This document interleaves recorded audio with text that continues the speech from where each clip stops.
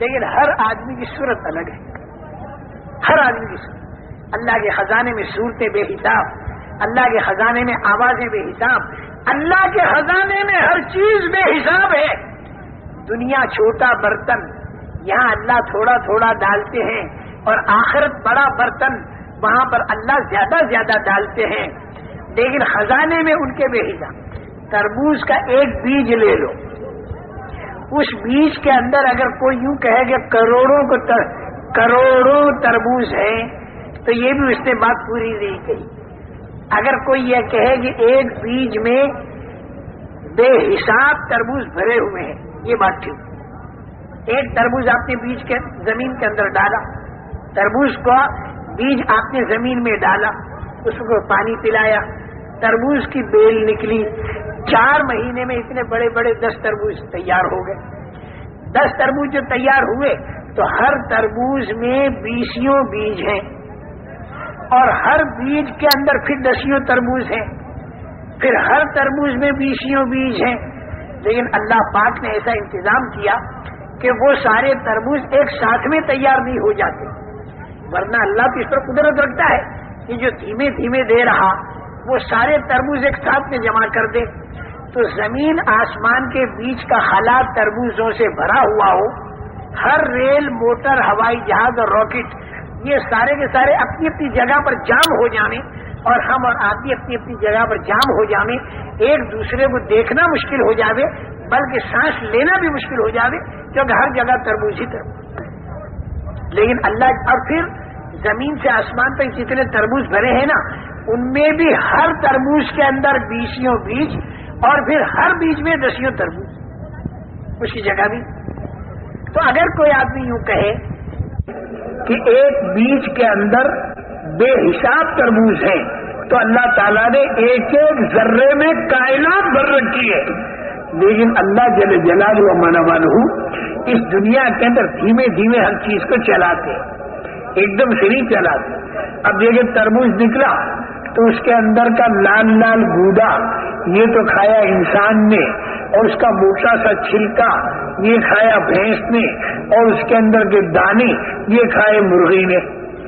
مرغی نے دانے کھائے، اس کے اندر بنا انڈا، اور بھینس نے موٹے سے چھلکے کھائے، اس سے بنا دودھ۔ یہ انسان جو تھا اس نے گودا الگ کھایا، دودھ الگ کھایا، انڈا الگ کھایا۔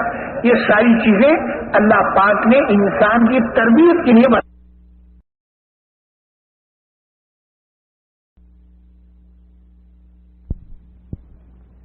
فی سبیل اللہ ثاقلتم الی الارض ارضیتم بالحیاۃ الدنیا من الآخرہ فما متاع الحیاۃ الدنیا فی الآخرۃ الا قلیل الا تنفروا يعذبكم عذابا أليما ويستبدل قوما غيركم ولا تضروه شيئا والله على كل شيء قدير۔ اے ایمان والو، تم کو کیا ہو گیا؟ جب تم سے کہتے ہیں نکلو اللہ کے راستے میں تو تم زمینوں پر بوجھل بن کے بیٹھ جاتے ہو۔ کیا تم دنیا کی زندگی پر راضی ہو گئے؟ تم آخرت کو چھوڑ کر تم دنیا کی زندگی پر راضی ہو گئے؟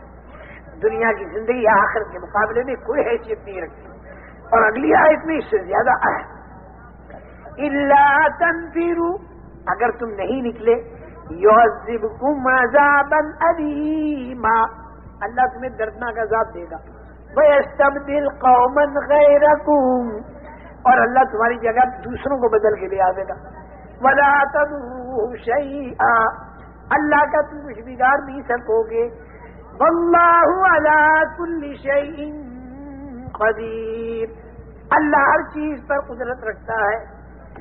جب یہ آیتیں اتری تو صحابہ کرام رضوان اللہ علیہم اجمعین اپنی کاروبار کی سیزن کو چھوڑا اور اللہ کے راستے میں نکل گئے، اس لیے کہ ان کے ذہن میں یہ تھا کہ میاں پالنے والے اللہ ہیں، جب اس کا حکم ملے گا لگنے کو تو ہم کاروبار میں لگیں گے، اور جب اس کا حکم ملے گا چھوڑنے کو تو ہم کاروبار کو چھوڑیں گے۔ جمعے کی نماز کے وقت میں اللہ تعالیٰ یہ فرماتے ہیں وَذَرُوا الْبَيْعَ، کاروبار چھوڑ دو، ہم چھوڑ دیں گے۔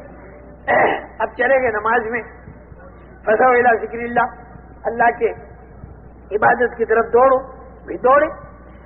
اچھا جب نماز پڑھ لی، فاذا قضیت الصلاۃ فانتشروا فی الارض، نماز پوری ہو گئی، چلو زمین پر پھیل جاؤ، وابتغوا من فضل اللہ، اللہ کی روزی تلاش کرو۔ نماز پڑھنے کے وقت میں ہم سے کہہ دیا چھوڑ دو، چھوڑ دیا، نماز پڑھ چکے تو اللہ نے کہا چلو پھیل جاؤ، پھر روزی تلاش کرو، تو روزی تلاش کرنے چلے گئے، لیکن اس روزی کی تلاش کرنے میں اللہ تعالیٰ نے ایک شرط اور لگا دی، وہ کیا؟ وَاذْكُرُوا اللَّهَ ذِكْرًا كَثِيرًا لَعَلَّكُمْ تُفْلِحُونَ، دیکھنا اللہ کو بہت یاد کرنا، کامیابی تو ملے گی تمہیں، لیکن کامیابی کب ملے گی؟ جب اللہ کو بہت یاد کرو گے۔ اور اللہ کو بہت یاد کرنے کا کیا مطلب ہے؟ یعنی کاروبار میں اللہ کے حکموں کا خیال رکھنا، ایسا نہ ہو کہ آدمی یہاں سے نماز پوری کر کے کاروبار میں گیا اور وہاں حرام طریقے سے کاروبار چلانا شروع کیا، تو اب اس کاروبار کے اندر یہ آدمی کامیاب نہیں ہوگا۔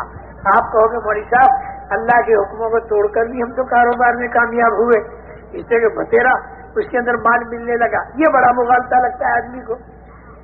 باوجود نافرمانیوں کے اگر اللہ ساز و سامان دے تو آدمی یوں سمجھتا ہے کہ اللہ نے بڑی برکت دے دی، ایسا نہیں ہوتا بھائی۔ باوجود نافرمانیوں کے اگر ساز و سامان ملے تو وہ برکت نہیں ہے۔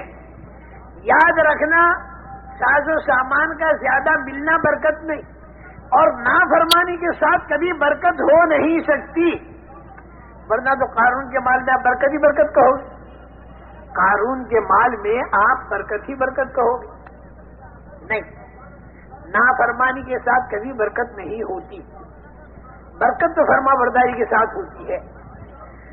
فرما بردار کو اگر اللہ تعالیٰ ساز و سامان دے دے تو وہ سلیمانی اور داؤدی لائن چلی، اور نافرمان کو اگر ساز و سامان اللہ دے دے تو وہ قارونی اور فرعونی لائن چلی۔ خوب یاد رکھنا، فرما بردار پر اگر کوئی تکلیف آ جائے تو وہ ہارونی لائن کی تکلیف ہے، اور نافرمان پر اگر کوئی تکلیف آ جائے تو وہ قارونی لائن کی تکلیف ہے۔ میاں تکلیف تو یونس علیہ السلام کو مچھلی کے پیٹ میں ہوئی، اور تکلیف تو حضرت ایوب علیہ السلام کو بیماری میں ہوئی، اور تکلیف قارون کو زمین میں دھسنے میں بھی ہوئی، اور فرعون کو سمندر میں ڈوبنے میں بھی ہوئی، لیکن دونوں تکلیفوں میں فرق ہے۔ بہت سے لوگ ہم سے کہتے ہیں تبلیغ میں میں نہیں لگا تھا، نافرمان تھا پھر بھی میں پریشان تھا، تبلیغ میں لگ گیا پھر بھی میں پریشان ہوں، ایسے خطوط آتے ہیں۔ اور یہ بات موسیٰ علیہ السلام کی قوم نے بھی کہی تھی، موسیٰ علیہ السلام کی قوم بنی اسرائیل نے بھی کہی تھی حضرت موسیٰ علیہ السلام سے،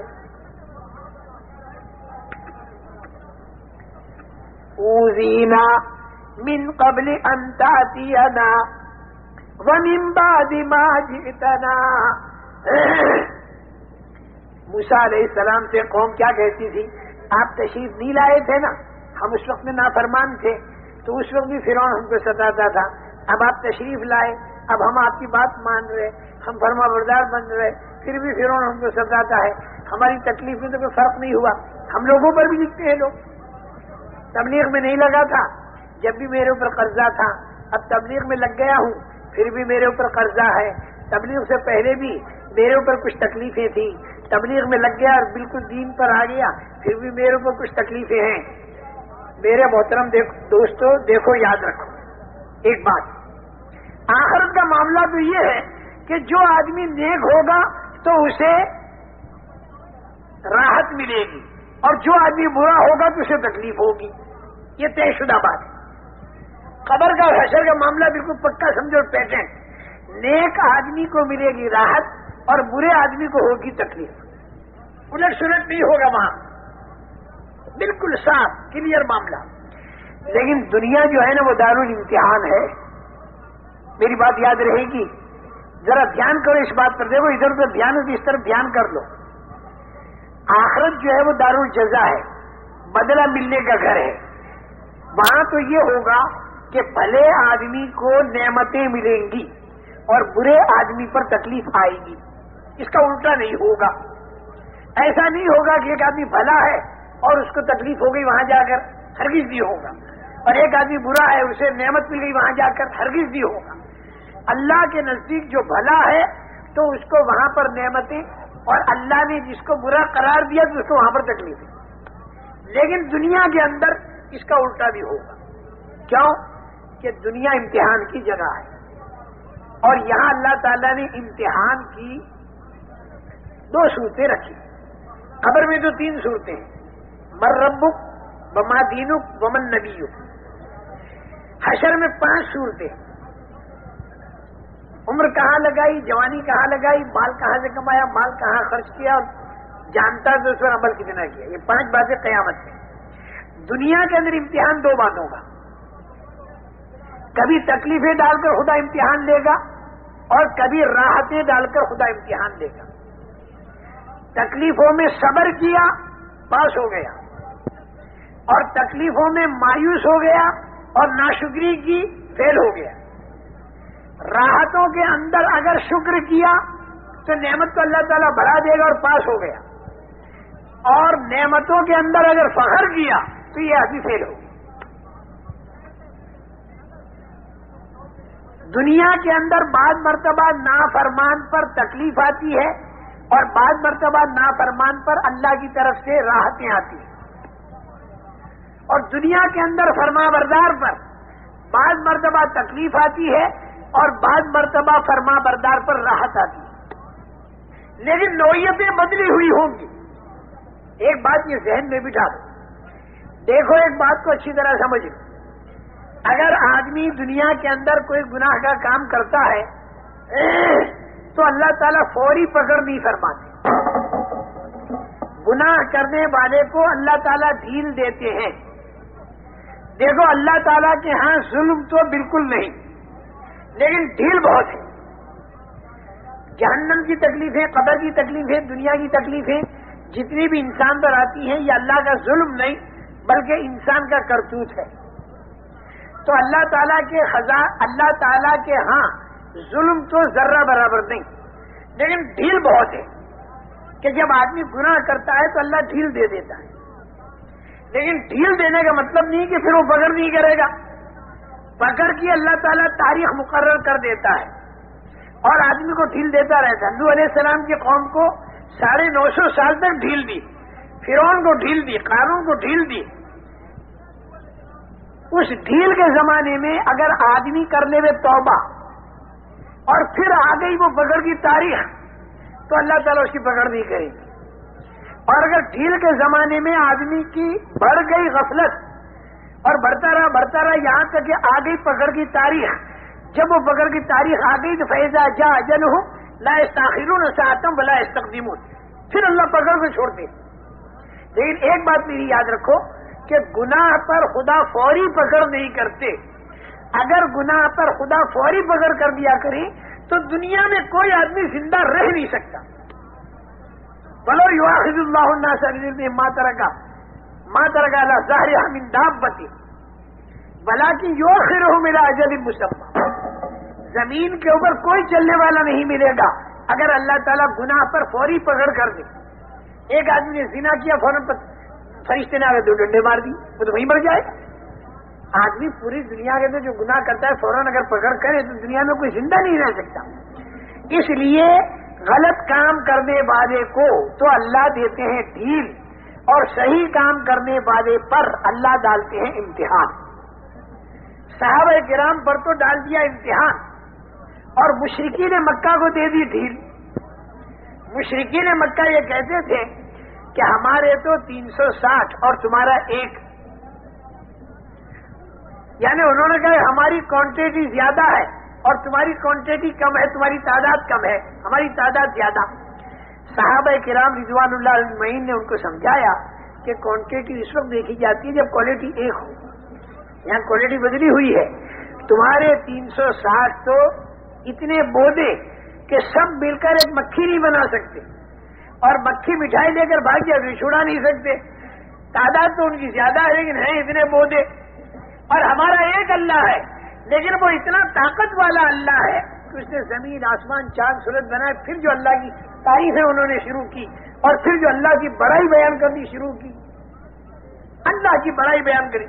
واقعی میرے محترم دوستو، بہت جیے چاہتا ہے کہ حضور اکرم صلی اللہ علیہ وسلم کے بعد چونکہ کوئی نبی آنے والا نہیں، تو ہم لوگ پوری دنیا میں پھیل کر اللہ کی بڑائی کو اتنا بیان کریں، اتنا بیان کریں، اتنا بیان کریں کہ وہ اللہ کی بڑائی ہمارے دلوں کے اندر اتر جائے اور وہ اللہ کی بڑائی دوسروں کے دلوں میں بھی اتر جائے۔ آج اللہ کو بڑا جانا نہیں، آج اللہ کو بڑا جانا نہیں۔ اگر اللہ کو آدمی بڑا جان لے، اگر آدمی کی سمجھ میں اللہ کی بڑائی آ جائے تو آدمی خدا کی نافرمانی نہیں کر سکتا، اور اگر ہو جائے بھول میں تو فوراً کھٹک پیدا ہو جائے گی اور اللہ سے توبہ کرے گا۔ میں سچ کہتا ہوں، دیکھو میں بتاؤں، اگر چھوٹا بچہ 6 سال کا چھوٹا بچہ وہ جلیبی کا اور انگوٹھی کا ڈفرینس تو آپ نے سمجھا، نماز کا لاکھ کا ڈفرینس آپ نے سمجھا، ہاں مرنے کے بعد بھی سمجھ میں آئے گی۔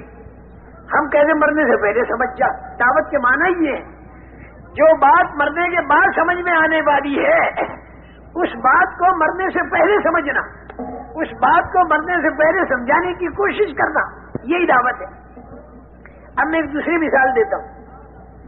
6 سال کا بچہ آپ کے محلے میں شور مچا رہا، آپ نے اس سے کہا دیکھ چلا جا، نہیں تو پولیس کمشنر کو بلاؤں گا، وہ پستول لائے گا۔ بچہ پھر بھی شور مچا رہا، ٹیلی فون کر کے بلا دیا، پولیس کمشنر آ گیا پستول لے کر، تو یہ بچہ اس پولیس کمشنر کی گود میں بیٹھ کر پستول سے کھیلے گا۔ کیوں؟ جانتا نہیں۔ لیکن اسی بچے سے اگر تم یہ کہہ دو کہ میں تیری ماں کو بلاتا ہوں، وہیں سہم جائے گا کہ میری ماں کو مت بلا، میں جا رہا ہوں۔ اور اس کی ماں گھر سے نکل آئی، 100 قدم کے فاصلے پر چانٹا دکھا دیا تو وہیں کان پکڑ لے گا، سہم جائے گا، اماں میری توبہ، میں بالکل شور نہیں مچائے گا، میں گھر آ رہا ہوں۔ ذرا سوچو، پولیس کمشنر کی طاقت زیادہ ہے ماں کی طاقت سے، اور پستول کی طاقت زیادہ ہے چانٹے کی طاقت۔ اب یہ پستول سے تو ڈرتا ہے، اب پستول سے تو نہیں ڈرتا، چانٹے سے ڈرتا ہے۔ اس کی کیا وجہ؟ اس لیے کہ ماں کی طاقت کو جانتا ہے، پولیس کمشنر کی طاقت کو نہیں جانتا، چانٹے کی طاقت کو جانتا ہے لیکن پستول کی طاقت کو نہیں جانتا۔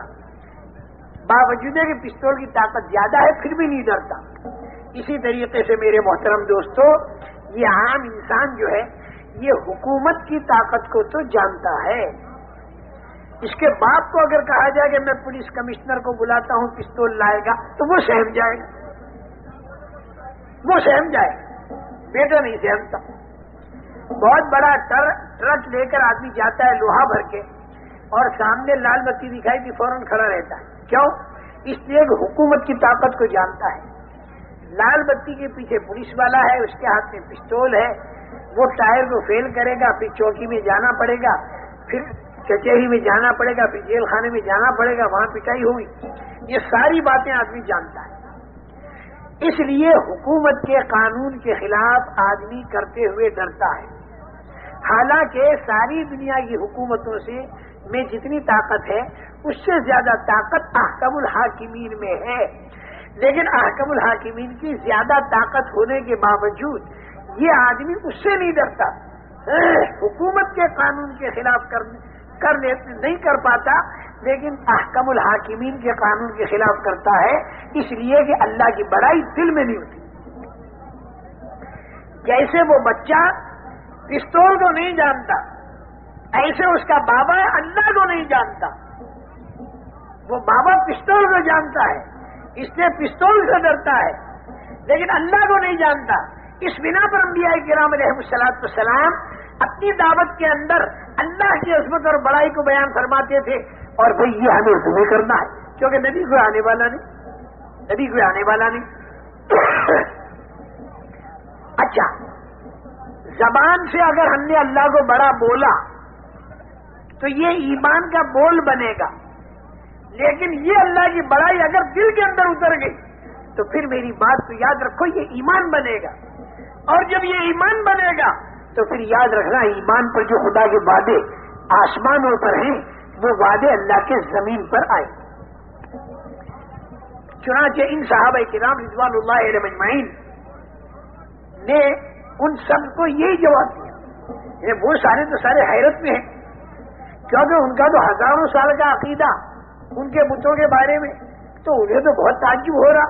اجعل الآلہۃ الہا واحدا ان ھذا لشیء عجاب وانطلق الملأ منهم ان امشوا واصبروا على آلهتكم ان ھذا لشیء یراد ما سمعنا بهذا في الملة الآخرة ان ھذا الا اختلاق.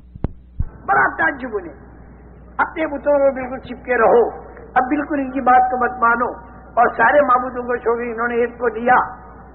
لیکن صحابہ کرام رضوان اللہ علیہم کیا جواب دیتے تھے؟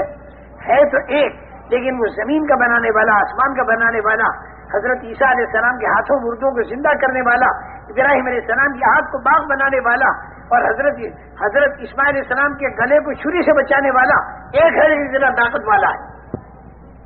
لیکن اس کے بعد معاملہ کیا ہوا؟ ان مشرکین نے مارنا شروع کیا اور تانے مارنے شروع کیے. انہوں نے کہا دیکھو تم کہتے ہو نا ہمارے ایک اللہ بڑا طاقت والا ہے، تو دیکھنا ہم نے تمہارے بلال کو بھی مارا، اور ہم نے حضرت سمیہ کو بھی مارا، اور ہم نے فلاں کو بھی مارا. وہ ایک اللہ تمہاری مدد کیوں نہیں کرتا؟ وہ ایک اللہ تمہاری مدد کیوں نہیں کرتا؟ اب یہ بڑی حیرت کا مقام ہے ہر زمانے کے اندر کہ جو خدا کے نافرمان ہیں وہ تو مار رہے، اور جو خدا کے فرما بردار ہیں وہ مار کھا رہے.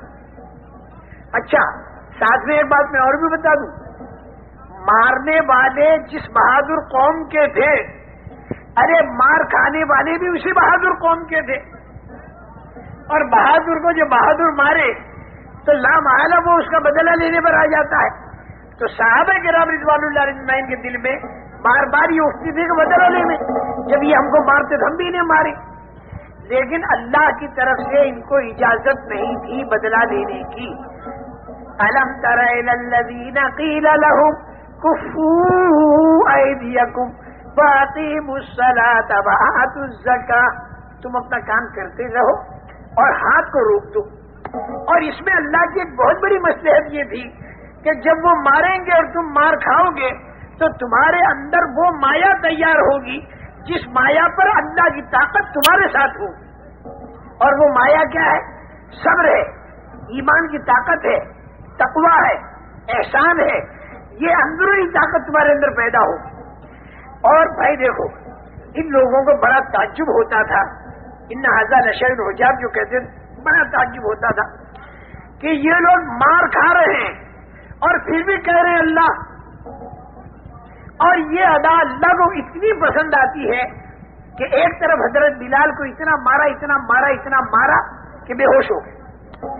مارنے والے سارے اس انتظار میں تھے کہ ہوش آنے کے بعد یہ ہمارے پیر پکڑے گا، ہوش آنے کے بعد یہ ہمارے پیر پکڑے گا، ہوش آنے کے بعد یہ ہمارے پیر پکڑے گا اور اللہ کو چھوڑ دے گا. لیکن جب حضرت بلال کو ہوش آیا تو زبان سے کیا کہتے ہیں؟ احد احد، ایک ہی ایک ہے. انہیں تو یہ ادا تعجب میں ڈال رہی اور اللہ کو یہ ادا اتنی پسند آ رہی کہ یہ لوگ مصیبتوں کے اندر بھی اللہ ہی کو پکارتے. میرے محترم دوستو، تکلیفوں کی حالت میں بھی اللہ کی بڑائی کو بیان کیا جائے اور راحتوں کی حالت میں بھی اللہ کی بڑائی کو بیان کیا جائے اور چاروں طرف دعوت کی فضاؤں میں اللہ کی بڑائی کو بیان کیا جائے. اگر وہ اپنی مادی طاقتوں سے ہم کو ڈرا رہے ہوں تو ہم اللہ کی طاقت سے پوری دنیا کو ڈرا رہے ہیں. اور ساری مادی طاقتیں مکڑی کا جالا ہے خدا کی طاقت کے مقابلے میں. پورے عالم کے اندر ورب کا فکبر کی ایک فضا گونج رہی ہو اور ہر جگہ اللہ کی بڑائی بولی جا رہی ہو اور لوگ ہمیں تانے بھی مار رہے ہو کہ جس اللہ کو تم اتنا بڑا کہہ رہے ہو اس اللہ نے فلاں جگہ پر تمہاری مدد نہیں کی، فلاں جگہ پر تمہاری مدد نہیں کی. وہ تانے بھی ہم کھاتے چلے جائیں اور اللہ کی بڑائی کو بولتے چلے جائیں.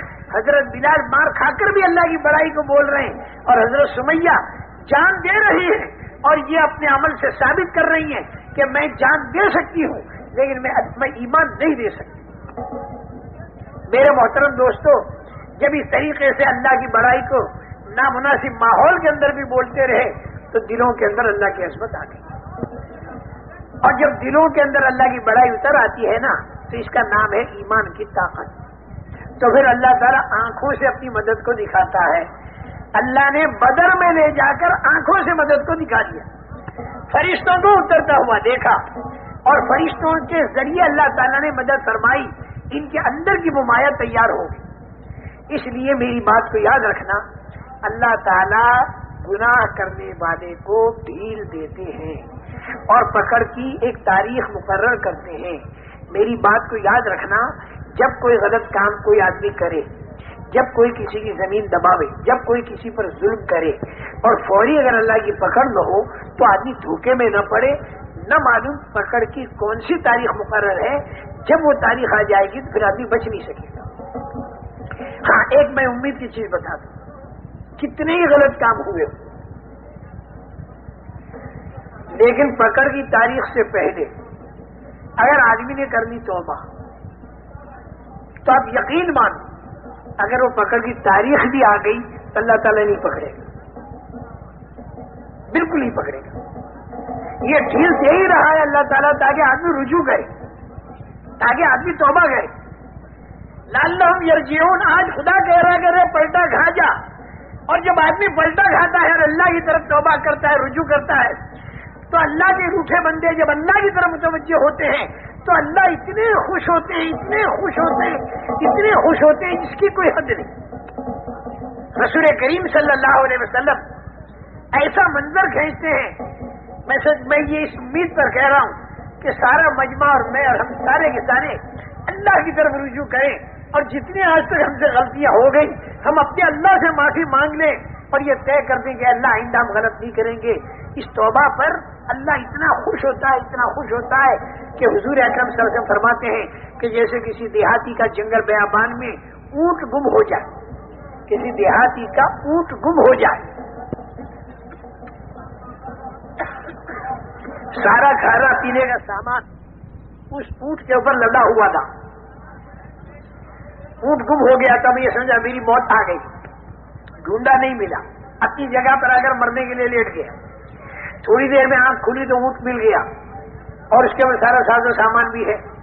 تو اس کو اتنی خوشی رسول کریم صلی اللہ علیہ وسلم اس دیہاتی کے خوشی کی منظر کھینچتے ہیں کہ اسے اتنی خوشی ہوئی کہ وہ بات الٹی کہہ رہا ہے. کیا کہہ رہا ہے زیادہ خوشی کے مارے؟ اے اللہ میں تیرا کتنا اچھا رب ہوں, تو میرا کتنا اچھا بندہ ہے. جب آدمی زیادہ خوش ہوتا ہے تو بات الٹی کہہ دیتا ہے. میرے محترم دوستو, رسول کریم صلی اللہ علیہ وسلم منظر کھینچ رہے دیہاتی کو خوش ہونے کا, اور بعد بھی یوں فرما رہے ہیں کہ جو اللہ کا روٹھا بندہ اللہ کی طرف متوجہ ہو جائے, توبہ کرے, للہ افرح, اللہ تعالیٰ اس دیہاتی سے بھی زیادہ خوش ہوتے ہیں.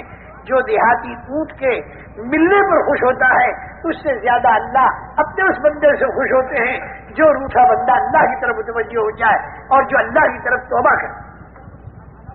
اور میں ایک بات اور سمجھا دوں کہ جو بندے اللہ کے روٹھے بندوں کو اللہ سے ملاویں تو وہ بندے اللہ کے کتنے محبوب بنیں گے. ملکوں میں جا جا کر, قوموں میں جا جا کر, جنوبی امریکہ میں جا جا کر, مختلف ملکوں میں جا جا کر, پیدل سفر کر کر کے, خوب خرچے کر کر کے, خوب کرائے خرچ کر کر کے, سردیاں برداشت کر کے, گرمیاں برداشت کر کے, یہ جو حضرات کی پیدل جماعتیں پھرتی ہیں, کبھی ادھر سے ادھر جاتی ہیں, کبھی ادھر سے ادھر آتی ہیں, اندرون ملک میں بھی جو جماعتیں پھرتی ہیں, گشت کے اندر کبھی کھیت میں جاتے ہیں, کبھی دکان پر جاتے ہیں, آدمی آپ کو برا بھلا کہتا ہے, اس کی سہتے ہیں, جھیلتے ہیں, لاتے ہیں, بٹھاتے ہیں, اس کی خوشامدیں کرتے ہیں, اور اس کا رجوع اللہ کی طرف ہو گیا.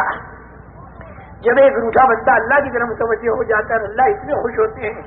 تو جو بندے ان روٹھے بندوں کو اللہ سے جوڑتے ہیں, اللہ سے توڑنے والوں کو جو اللہ سے جوڑتے ہیں, ان کا مقام اللہ کے نزدیک کتنا اونچا ہوگا یہ تو معلوم ہوگا مرنے کے بعد. اللہ ہمیں موت تک اخلاص کے ساتھ اس کام کے اندر لگائے رکھے. اس لیے میرے محترم دوستو, دیکھو میری بات کو سمجھ لو, غلط کام کرنے پر بھی اگر اللہ کی پکڑ نہ آئے تو یہ کوئی تعجب کی چیز نہیں. شروع کے اندر اللہ ڈھیل دیتے ہیں. قرآن میں ساری قوموں کے قصے بتائے, لیکن وہ قومیں غفلت میں پڑی رہی, اور جب وقت آیا تو تباہ اور برباد ہو گئے. الا قوم یونس، ایک قصہ اللہ نے حضرت یونس علیہ السلام یہ قوم کا ایسا بتایا کہ ڈھیل ان کو بھی دے دی اللہ، وہ بھی بت پرست نافرمان تھے. لیکن اس وقت موعود کے آنے سے پہلے قصہ ان کا یہ ہوا، بڑا امید افزا قصہ ہے. ہم سب کے لیے بڑی امید اس قصے سے، ہم سب کے لیے بڑی امید ہے، چاہے ہم کتنے قصوروار ہوں لیکن اللہ کی طرف اگر رجوع کریں تو یہ الا قوم یونس والا جو قصہ ہے اس سے بڑی امید بن جاتی ہے. دوسری قوموں کے قصے تو یہ بتاتے ہیں کہ ڈھیل میں غفلت بڑی، اللہ کی پکڑ آئی، اللہ کا عذاب آیا. فَإِذَا جَاءَ أَجَلُهُمْ لَا يَسْتَأْخِرُونَ سَاعَةً وَلَا يَسْتَقْدِمُونَ. لیکن یونس علیہ السلام کی قوم کے قصے نے یہ امید بندھا دی کہ اگر اس پکڑ کے آنے سے پہلے آدمی نے اپنا رخ موڑ لیا اور اللہ کی طرف متوجہ ہو گیا تو پھر میری بات کو یاد رکھو کہ اگر وہ تاریخ آنے گئی اللہ پکڑ نہیں کرے. حضرت یونس علیہ السلام نے بہت سمجھایا، قوم نے نہیں مانا. حضرت یونس علیہ السلام نے انہیں خبر دے دی اب تم نہیں مانتے تو 3 دن پر خدا کا عذاب تم پر آئے گا اگر تم نے نہیں مانا. دوسری قوموں پہ اسی طریقے سے آ گیا، جتنی مہلت تھی اس مہلت میں انہوں نے نہیں مانا، عذاب آ گیا. حضرت یونس علیہ السلام انہیں خبر دے کر یہاں سے چل دیے، بستی چھوڑ کر نکل گئے. اچھا بھائی، ابھی خدا کا عذاب اس قوم پر آیا نہیں تھا لیکن اس کے آثار ظاہر ہوئے. کیوں کہ عذاب آ جانے کے بعد پھر ہٹا نہیں کرتا. یہ خوب یاد رکھنا. اللہ بھائی مجھے بھی محفوظ رکھے، تمہیں بھی محفوظ رکھے. بہت ہی ڈر لگتا ہے، اللہ اپنے عذاب سے ہمیں بچاوے، دنیا کے بھی، قبر کے بھی، حشر کے بھی، جہنم کے بھی، ہر طرف کی پکڑ سے اللہ تعالیٰ ہمیں بچاوے. اس لیے کہ بھائی اللہ کی پکڑ بہت بڑی پکڑ ہوتی ہے. اللہ بڑے تو ان کی پکڑ بھی بڑی، اللہ بڑے تو ان کے انعامات بھی بڑے. یہ قوم پر خدا کا عذاب ابھی آیا نہیں لیکن اس کے آثار ظاہر ہوں گے. یہ قوم سنبھل گئی اور انہوں نے سوچا جیسے اور قوموں پر آثار آ کر پھر عذاب آ گیا اور قومیں تباہ اور برباد ہو گئی، اب ہماری تباہی بربادی کا وقت آ گیا. لہذا ہم اللہ سے توبہ کریں. توبہ کرنے کے لیے حضرت یونس علیہ السلام کو تلاش کریں. حضرت یونس علیہ السلام کو تلاش کیا تو حضرت یونس علیہ السلام نہیں ملے. حضرت یونس علیہ السلام نہیں ملے، وہ تو نکل چکے تھے. اب قوم نے کہا نبی تو مل نہیں رہے، ہم نے توبہ نہ کی تو ہم پر تو خدا کا عذاب آگے تباہ کر دے گا. نبی کہہ کر گیا کہ اگر تم نہیں مانتے تو 3 دن پر خدا کا عذاب آئے گا.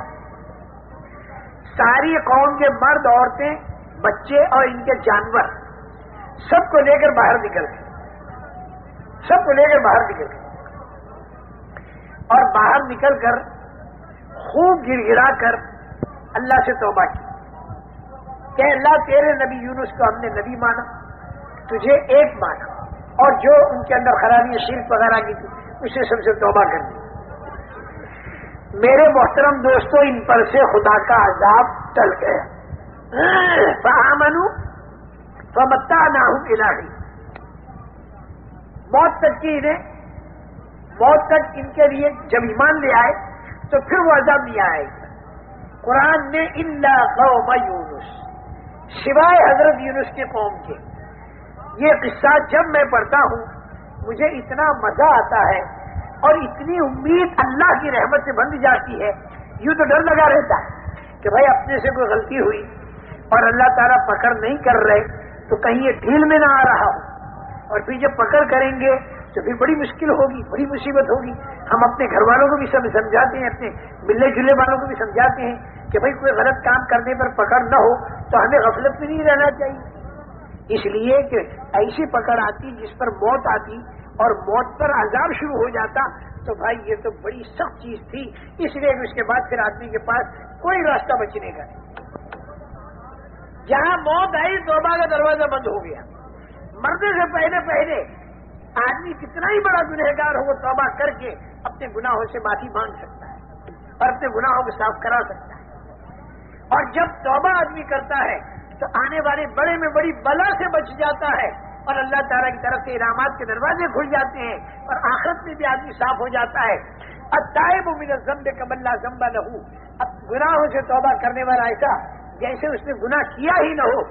ارے دنیا کے اندر اگر کوئی آدمی جرائم کرے تو جرائم اس کے فائل کے اندر رہتے ہیں، تو اس نے معافی مانگی تو معافی نامہ بھی فائل کے اندر رکھ دیا، 25 سال کے بعد جب اس فائل کو نکالو گے تو جرائم بھی سارے فائل کے اندر ہوں گے، تو معافی نامہ بھی فائل کے اندر ہوگا۔ لیکن میرا اللہ ایسا کریم ہے، ایسا رحیم ہے، ایسا فضل و انعام والا ہے، اور ایسی اس سے امیدیں ہم وابستہ رکھتے ہیں کہ اگر سچی توبہ ہم نے کر لی تو التائب من الذنب کمن لا ذنب لہ، توبہ کرنے والا گناہ سے ایسا ہے جیسے اس نے توبہ کیا ہی نہ ہو۔ فرشتوں کے دفتر سے وہ گناہ صاف کر دیا جاتا ہے، ہاتھ پیر بھول جاتے ہیں، قیامت کے دن گواہی نہیں دیں گے، زمین کے ٹکڑے گواہی نہیں دیں گے، فرشتے گواہی نہیں دیں گے، کسی قسم کی رسوائی ذلت اس توبہ پر نہیں، اس گناہ پر نہیں ہوگی جو گناہ توبہ کر کے آدمی نے معاف کرا دیا۔ کتنا ہی بڑا گناہ ہو، مرنے سے پہلے پہلے معاف ہو جائے۔ اور بھائی میں نے یہ دیکھا کہ جماعتوں میں جب آدمی پھرتا ہے اسے اچھا ماحول ملتا ہے تو وہاں آدمی کو توبہ کی توفیق بھی زیادہ ملتی ہے۔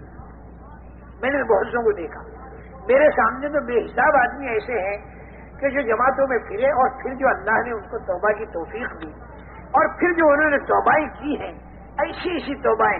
ایک شرابی کبابی بالکل خراب، اے اللہ رات کو تہجد میں اٹھا، اے اللہ میں تیرا قصوروار بندہ ہوں، تیرے نیک بندوں کے ساتھ آیا ہوں، میں ہی قصوروار ہوں۔ اصحاب کہف سارے اچھے تھے، ان کے ساتھ ایک کتا تھا، وہ کتا بھی اچھا بن گیا، یہ سارے جماعت والے اصحاب کہف جیسے ہیں اور میں کتے جیسا ہوں، ان کے ساتھ لگ گیا۔ اے اللہ تو میری غلطیوں کو معاف کر دے، میں آئندہ کبھی غلطی نہیں کروں گا۔ یا اللہ وہ ایسا روتا تھا کہ صاحب مجھے بھی یعنی دل میرا بھی نرم ہوا اور میں بھی چپکے سے اٹھ کے اس کے پیچھے بیٹھ گیا، اسے معلوم نہ ہو۔ رات کا اندھیرا تھا اور وہ اپنے مولا کے سامنے گر گرا رہا تھا، ہم ہی لوگ اسے گشتے لائے تھے، گش میں ہم ہی لوگ لائے تھے۔ لیکن بھائی جتنا آدمی اندھیرے میں سے آتا ہے تھوڑا سا اجالہ بھی اسے مل جائے تو اس کی قدر کر لیتا ہے۔ بہت رویا بہت رویا، اور میں بھی اس کے پیچھے بیٹھا ہوا روتا رہا، لیکن اس کے رونے سے بھی رونا آیا۔ میں نے کہا اے اللہ کیا کتنا ہی روئے گا، ہوئے تیرا بندہ، لیکن اس وقت تیرے دربار کے اندر توبہ کرتے ہوئے آ رہا ہے، اور رات کے 3 بجے ہیں، رات کے آخری تیسرے حصے میں اللہ تعالیٰ آسمان دنیا پر نزول فرماتے ہیں اپنی شان کے مناسب، اور اعلان ہوتا ہے کوئی مجھ سے مانگنے والا جو مجھ سے مانگے اور میں اس کو دوں، اور ہے کوئی توبہ کرنے والا جس کی توبہ کو میں قبول کروں، اللہ کی طرف سے اعلان ہو۔ ایک دوسرے کو سنا میں نے، اللہ اکبر، وہ طائف میں، مکے سے نکلا طائف میں گیا، وہ بھی بیچارہ ایسا ہی تھا، وہ یوں کہہ رہا تھا کہ اللہ یہ جتنے لوگ ہیں، کسی کو عمرے کا سہارا، کسی کو حج کا سہارا، کسی کو تیرے ذکر کا سہارا، کسی کو علم کا سہارا، کسی کو تبلیغ کا سہارا، کسی کو نمازوں کا سہارا، اور اے اللہ میں ہی ایک بے سہارا ہوں۔ اصل میں وہ بیچارہ ڈھول باجا بجانے والا تھا، جس کو ہماری زبان میں ہجڑا کہتے ہیں، وہ اس قسم کا تھا بیچارہ، لیکن وہ مردوں کے کپڑے پہنے ہوئے تھا، مردوں جیسا دکھائی دیتا تھا، وہ ہمارے ساتھ چلا، تو وہ بیچارہ یوں کہتا تھا کیا میرا ذکر اور کیا میری تلاوت اور کیا میرا عمرہ اور کیا میرا حج، یہ تو ان لوگوں کا ہے جو آئے ہیں، ان کے پاس یہ سارے اعمال کے سہارے ہیں، اے اللہ میں ہی ایک بے سہارا ہوں اور تو بے سہاروں کا سہارا ہے، اے اللہ تو میرا سہارا بن جا اور میری غلطیوں کو معاف کر۔ اور یہ تو حدیث میں بھی آتا ہے، یا عماد من لا عماد لہ ویا سند من لا سند لہ ویا حرز الضعفاء ویا کنز الفقراء ویا عظیم الرجاء ویا منقذ الحلقہ ویا منجی الغرقہ، اے بے سہاروں کے سہارے تو ہمارا سہارا بن۔ سارا مجمع ذہن میں بٹھا لے، مرنے سے پہلے پہلے ہمارے لیے موقع ہے اللہ کی طرف رجوع کرنے کا اور توبہ کرنے کا۔ اور یہ جو دعوت کی فضا ہے، اس دعوت کی فضا میں ایک تو آدمی خالی زبان سے کہتے اللہ میری توبہ، یہ توبہ کا بول ہے، توبہ نہیں۔ تالا کھولنے کے لیے آدمی زبان سے کہے کنجی تو تالا نہیں کھلتا، وہ تو کنجی لا کر کھولے۔ جس توبہ پر گناہ معاف ہوتے ہیں اس میں 4 باتیں ضروری ہیں۔ ایک تو یہ کہ آدمی میں صحیح ندامت اور شرمندگی، اے اللہ میں تیرا قصوروار بنتا ہوں۔ دوسرے یہ کہ جس وقت توبہ کر رہا ہے اس وقت وہ گناہ میں ملوث نہ ہو، اور تیسرے یہ کہ آئندہ کے بارے میں طے کرے کہ میں غلط نہیں کروں گا، اور چوتھے یہ کہ پہلے جتنا گناہ ہو چکا اس کی تلافی جتنی شریعت میں مطلوب ہے وہ تلافی کرے. نمازیں رہ گئی تو پڑھ لے، روزے رہ گئے تو وہ رکھ لے، 10 سال حج فرض ہوئے ہو گئے اب تک حج نہیں کیا، اب کر لے حج. زکوٰۃ 5 سال کی نہیں دیتی تو اب دے دے، کسی کی زمین دبائی تو واپس کر دے، کسی کی غیبت کی تھی تو معافی مانگ لے، کسی کا دل دکھایا تو معافی مانگ لے.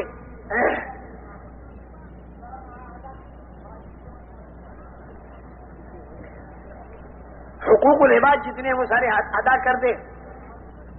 اگر اس ترتیب سے توبہ ہو گئی تو پھر یاد رکھنا جیسے ماں کے پیٹ سے ابھی نکلی بالکل پاک تھا، اور وہ آگے جا کے پھر گناہ کرنے لگے پھر توبہ کرنے، مرنے سے پہلے توبہ کے دروازے کھلے ہوئے.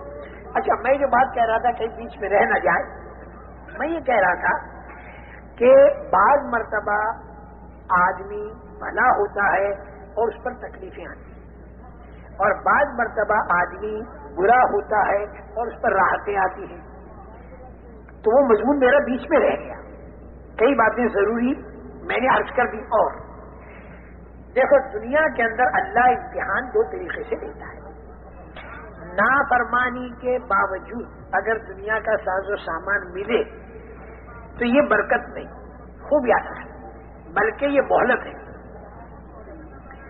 یعنی یہ خدا کا قہر ہے بصورت مہر، یعنی بتاشے میں زہر. خوب دکان چل رہی باوجود نافرمانیوں کے، تو یہ تو بہت گھبرانے کی چیز ہے. ایک آدمی کہنے کا میری دکان میں بڑی برکت ہے، میں نے کہا نافرمانی تو نہیں، بولے نافرمانی کے بغیر آدمی دکان چل نہیں سکتی. تو میں نے کہا نافرمانی کے ساتھ برکت ہو نہیں سکتی. میں نے کہا میرے تو ہو رہی. میں نے کہا کیا ہو رہی؟ میں نے کہا آمدنی بہت ہو رہی. میں نے کہا دیکھ آمدنی کا بہت ہونا برکت نہیں، قارون کی بھی آمدنی بہت تھی. نافرمانی کے ساتھ جو آمدنی بہت ہو تو اس کی مثال ایسی ہے جیسے ایک آدمی جس کو فائلیریا کی بیماری ہو گئی. فائلیریا کی بیماری میں بدن میں ورم آ جاتا ہے، بدن سوج جاتا ہے، بدن سوج کے موٹا ہو گیا. اب یہ فائلیریا کی بیماری والا یوں کہے کہ دیکھو میں بھی پہلوان ہو گیا. بھائی کیسے؟ وہ کہ دیکھو پہلوان کا بدن بھی موٹا اور میرا بدن بھی موٹا. دیکھو وہ فرما بردار حضرت سلیمان علیہ السلام، داؤد علیہ السلام صاحب، ان کے پاس بھی مال دولت بہت تھی، اور جب قارون فرعون کے پاس بھی مال دولت بہت تھی. بھائی قارون فرعون کے پاس تو نافرمانی کے ساتھ تھی، اور سلیمان علیہ السلام اور داؤد علیہ السلام کے پاس فرما برداری کے ساتھ تھی. اور فرما بردار کو اگر اللہ تعالیٰ ساز و سامان دے تو وہ ایسا ہے جیسے پہلوان، اور نافرمان کو اگر اللہ ساز و سامان دے تو وہ ایسا ہے جیسے فائلیریا کی بیماری والا. فائلیریا کی بیماری والے کا بدن بھی موٹا، تو اس کا آپ سمجھاؤ گے کہ تیرا بدن ہے برمیلا اور پہلوان کا بدن ہے گٹھیلا.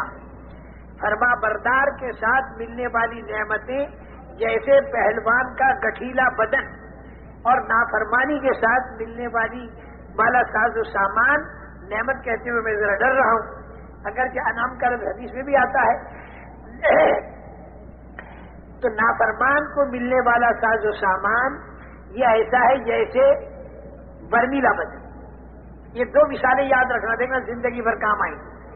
نافرمانی کے ساتھ اگر ساز و سامان ملے تو جیسے فائلیریا کی بیماری سے بدن کا موٹا ہونا، اور فرما برداری کے ساتھ اگر نعمتوں کی بارش برسے اللہ کی تو سمجھو یہ پہلوان ہے. اور مثال وہاں سلیمان علیہ السلام، داؤد علیہ السلام، اور وہاں قارون اور فرعون. اچھا اس کے بالمقابل فرما بردار پر بعض مرتبہ تکلیف آتی ہے، بعض مرتبہ نافرمان پر بھی تکلیف آتی ہے. نافرمان پر جو تکلیف آتی ہے وہ آتی ہے بطور عذاب کے، اور فرما بردار پر جو تکلیف آتی ہے وہ آتی ہے بطور ابتلا کے. قرآن پاک میں فرما برداروں پر جو تکلیفیں آئیں ہر جگہ آپ دیکھو گے وہاں پر لفظ ابتلا یا اسی کے قریب کا لفظ ملے گا. حضرت ابراہیم علیہ السلام کے بارے میں وَإِذِ ابْتَلَىٰ إِبْرَاهِيمَ رَبُّهُ بِكَلِمَاتٍ فَأَتَمَّهُنَّ حضرت ابراہیم علیہ السلام بڑی تکلیفیں آئیں، اس کو قرآن نے ابتلا کہا. اچھا، احد کے اندر جو تکلیفیں صحابہ کرام رضوان اللہ مجمعین پر آئیں تو اس کو بھی اللہ تعالیٰ نے ابتلا کہا. خندق کے اندر جو تکلیفیں آئیں اس کو بھی اللہ تعالیٰ نے ابتلا کہا. هنالک ابتلی المؤمنون وزلزلوا زلزالا شدیدا. یہ خندق کے قصے کو کہا اللہ تعالیٰ نے. اور احد کے بارے میں اللہ نے کیا کہا؟ لیبتلیکم، اللہ نے تمہیں ابتلا میں ڈال دیا. ایسے عام مسلمانوں کے بارے میں جو فرما بردار ہیں ان کے بارے میں اللہ کیا کہتے ہیں؟ وَلَنَبْلُوَنَّكُمْ، ضرور بھی ضرور ہم تمہیں آزمائیں گے. اس بنا پر میرے محترم دوستو، جو تکلیفیں فرما برداری کے ساتھ آتی ہیں وہ تو ہے ابتلا، اور جو تکلیفیں نافرمانی کے ساتھ آتی ہیں وہ ہے عذاب. وَلَنُذِيقَنَّهُم مِّنَ الْعَذَابِ الْأَدْنَىٰ دُونَ الْعَذَابِ الْأَكْبَرِ لَعَلَّهُمْ يَرْجِعُونَ. مصلحت اللہ کی یہ ہوتی ہے، نافرمانی پر اللہ تعالیٰ اگر کوئی تکلیف ڈال دے تو اس میں مصلحت اللہ کی یہ ہوتی ہے کہ بڑا عذاب جو مرنے کے بعد آنے والا ہے اس کے پہلے پہلے اس چھوٹی سی سزا پر آدمی اللہ کی طرف رجوع کر دے. کیونکہ اللہ آج تجھے کہتا ہے پلٹا کھا جا، اگر آج تو پلٹا نہ کھایا تو مرنے کے بعد تو اللہ سے کہے گا پلٹا کھلا دے، تو اللہ پلٹا نہیں کھلائے گا. حَتَّى إِذَا جَاءَ أَحَدَهُمُ الْمَوْتُ قَالَ رَبِّ ارْجِعُونِ.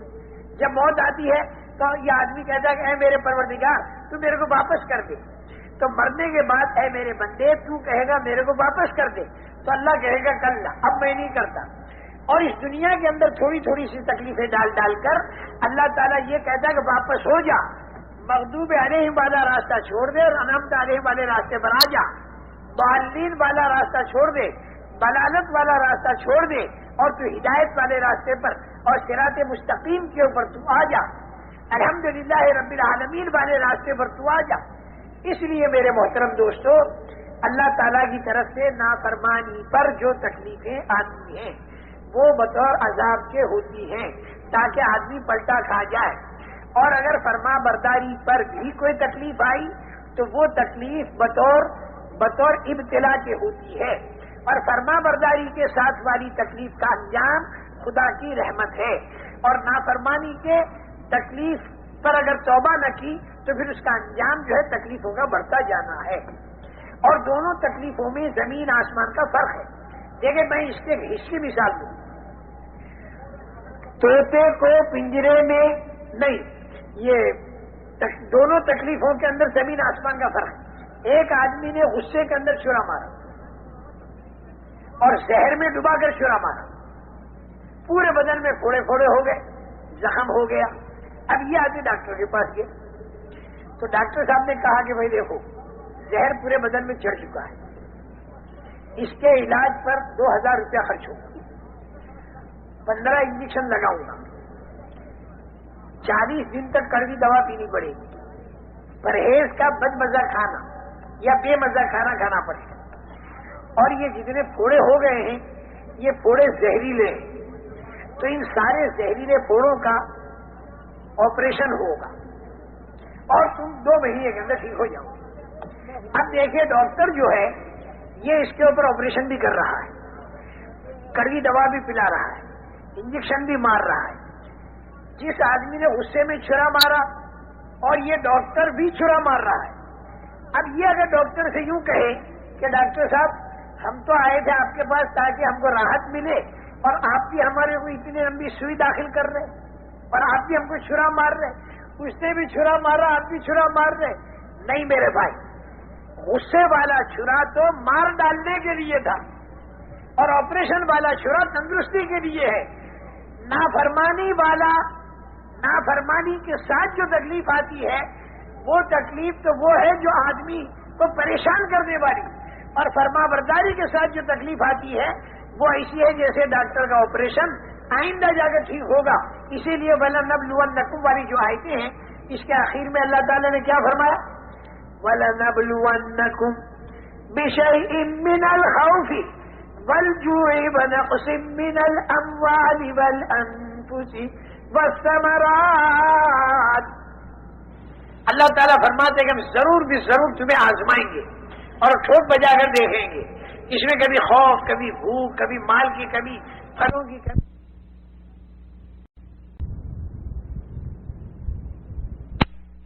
اور ٹھوک بجا کر دیکھیں گے.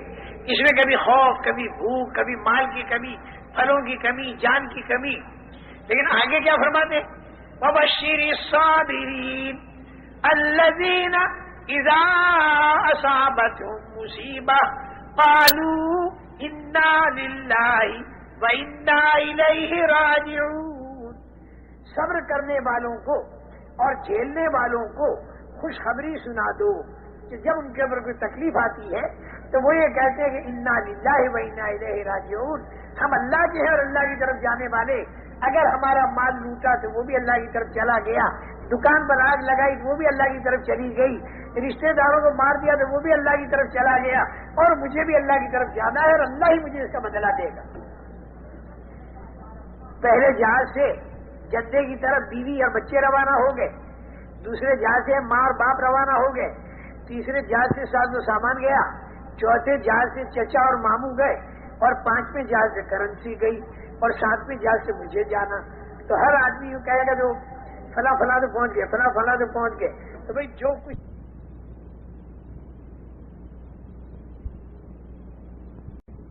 اللہ کہتے ہیں ان کے اوپر اللہ کی خصوصی رحمتی نازل ہوگی. اس لیے میرے محترم دوستو، تکلیف تو اس مسلمان کو اٹھانی ہے، لیکن ایک تکلیف نافرمانیوں کی بنیاد پر اور دوسری تکلیف فرما برداریوں کی بنیاد پر. تکلیفیں صحابہ نے بھی اٹھائیں، اور دیکھو ابھی مجھے بیان پورا ختم کرنا ہے، اس لیے ذرا سکون سے آخری باتیں سنیں، آخری جو اٹھے اسے ذرا بچھا بھی دیں کہ اختتام کے موقع پر ذرا ہلچل نہیں بچنی چاہیے، ذرا سکون ہونا چاہیے مجمع میں.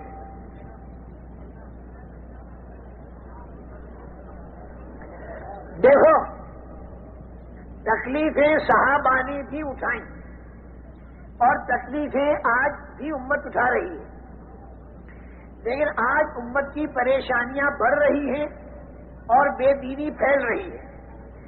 اور صحابہ کی تکلیفوں کے اٹھانے پر اللہ کی رحمتیں نازل ہوئیں اور ایمان دنیا میں پھیلا، اور اتنا پھیلا کہ اس وقت میں تو رشتہ دار تک ماننے کو تیار نہیں تھے. رسول کریم صلی اللہ علیہ وسلم کے رشتہ دار تک ماننے کو تیار نہیں تھے. 13 سال تک لڑائیاں کرتے رہے، اور مدینہ منورہ جب آپ تشریف لے گئے تو بدر، احد اور خندق 5 سال تک وہاں پر بھی لڑائیاں کرتے رہے. وہ طریقہ جو پورے عالم کے اندر پہنچانا ہے، اس طریقے کو رشتہ دار ماننے کو تیار نہیں تھے. لیکن ان تکلیفوں کا نتیجہ یہ نکلا کہ آج لاکھوں کی مقدار میں تو اس مجمع میں بیٹھے اور کروڑوں کی مقدار میں پورے عالم میں پھیلے ہوئے. عتبہ اور شیبہ جو رشتہ داریوں کے اندر بھی تھے، دور سے کئی رشتہ داریاں بھی تھیں، وہ تو مقابلہ کر رہے ہیں. اور شکر ہے اللہ کا، خوش نصیبی ہے اللہ جل جلالہ و من والہ کی طرف سے ہماری سعادت مندی اور خوش نصیبی ہے کہ باوجود کہ ہم حضور اکرم صلی اللہ علیہ وسلم سے ہزاروں میل دور ہیں اور 1400 سال دور ہیں، لیکن جب ہماری آنکھ کھلتی ہے تو ہماری زبانوں پر اشہد ان لا الہ الا اللہ و اشہد ان محمد رسول اللہ. یہ نتیجہ ہے ان تکلیفوں کا. آج جو تکلیف امت اٹھا رہی، اس کے نتیجے میں تو دنیا میں دہریت کو قوت پہنچ رہی اور امت کی بلائیں اور زیادہ بڑھ رہی.